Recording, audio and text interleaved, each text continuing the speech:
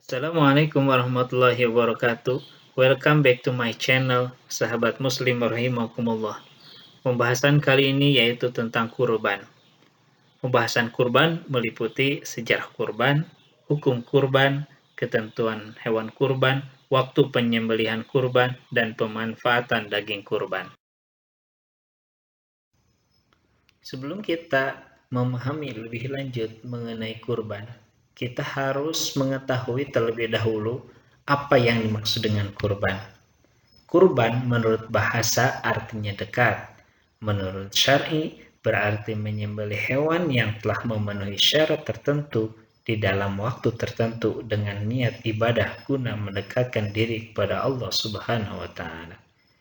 Kurban yang disyariatkan kepada umat Islam adalah syariat yang berawal dari kisah Nabi Ibrahim beserta putranya Ismail dan tercantum dalam surah As-Saffat ayat 102 sampai 107.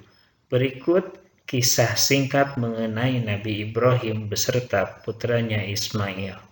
Tuhanku, aku telah menempatkan keluargaku di tempat gersang ini, di dekat rumah-Mu, Ka'bah.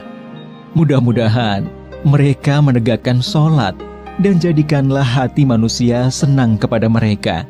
Dan berikanlah mereka rizki buah-buahan supaya mereka bersyukur. Kurang lebih 10 tahun kemudian, sekitar Ka'bah sudah menjadi tempat yang ramai berkat munculnya sumber air Zam-Zam. Banyak orang bermukim di sana.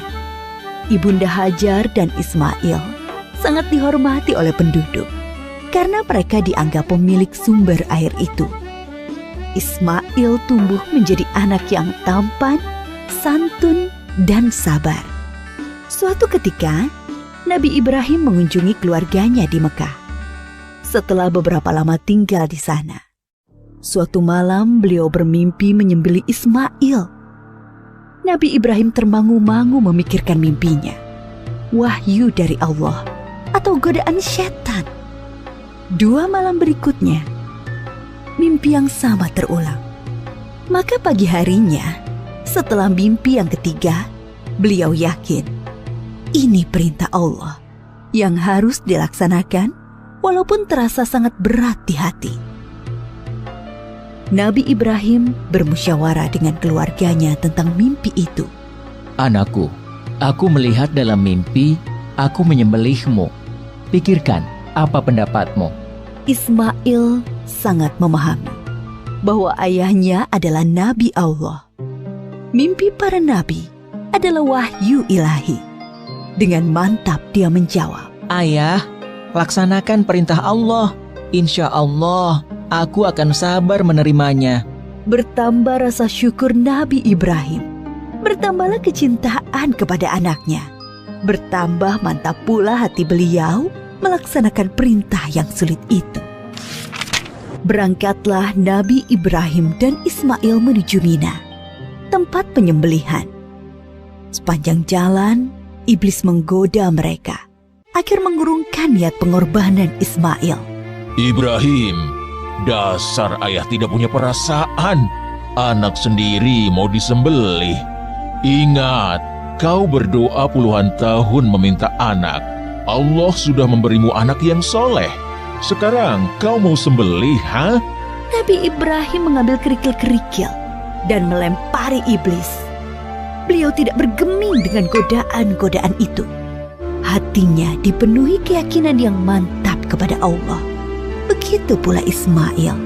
Sampai di tempat penyembelihan, Nabi Ibrahim membaringkan Ismail, bersiap mengayunkan golok yang tajam ke leher anaknya. Lalu Allah berfirman, "Hai Ibrahim, engkau telah menaati perintahku. Ini adalah perintah yang sulit. Aku memberi balasan orang-orang yang berbuat baik." Allah mengganti Ismail dengan seekor domba yang besar.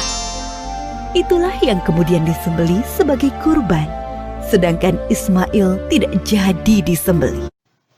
Setelah antum menyaksikan sejarah singkat tentang Nabi Ibrahim beserta putranya Ismail alaihissalam, sekarang Ana akan menjelaskan tentang hukum berkurban.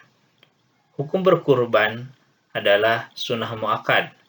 Namun sebagian ulama berpendapat hukum berkurban adalah wajib dengan beralasan firman Allah Subhanahu wa taala, "Inna a'tainakal kautsar fasholli li rabbika wanhar inna syani'aka huwal abtar." Sesungguhnya kami telah memberikan kepadamu nikmat yang banyak, maka dirikanlah salat karena Tuhanmu dan berkurbanlah. Ulama yang berpendapat bahwa kurban sunnah muakkad beralasan dengan hadis sallallahu alaihi wasallam, "Umirtu bin nahri wa huwa sunnatul lakum," rawahu at-Tirmidzi. Aku diperintahkan berkurban dan kurban itu sunat bagimu. Jenis dan syarat hewan kurban.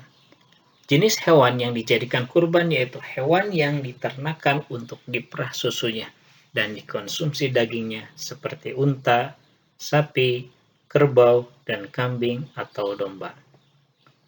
Ketentuan hewan yang dijadikan kurban yaitu cukup umur dan telah tanggal giginya. Di antaranya, 1. Domba sekurang-kurangnya berumur 1 tahun atau telah tanggal giginya. Yang kedua, kambing biasa sekurang-kurangnya berumur 1 tahun. Yang ketiga, unta sekurang-kurangnya berumur 5 tahun. Yang keempat, sapi atau kerbau sekurang-kurangnya berumur 2 tahun. Selanjutnya, waktu penyembelihan dan pemanfaatan daging kurban.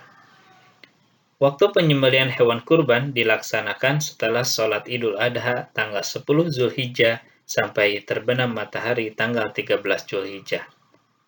Sebagian ulama berpendapat bahwa daging kurban dibagi menjadi 3 bagian, sepertiga untuk orang miskin, sepertiga untuk orang kaya, dan sepertiga untuk orang yang berkurban. Tetapi, ibadah kurban yang utama adalah menyedekahkan semuanya, kecuali memakan sedikit daging itu untuk mendapatkan berkah ibadah kurban. Adapun kesunahan dalam berkurban, yaitu pada waktu penyembelihan hewan kurban disunatkan membaca basmalah, sholawat, menghadapkan hewan ke arah kiblat, menggulingkan hewan ke arah rusuk kirinya, memotong pada pangkal leher, memotong urat kiri dan kanan leher hewan, dan kemudian membaca takbir dan berdoa. Thank you for watching this video. Mudah-mudahan bermanfaat dan sampai jumpa di lain kesempatan. Wassalamualaikum warahmatullahi wabarakatuh.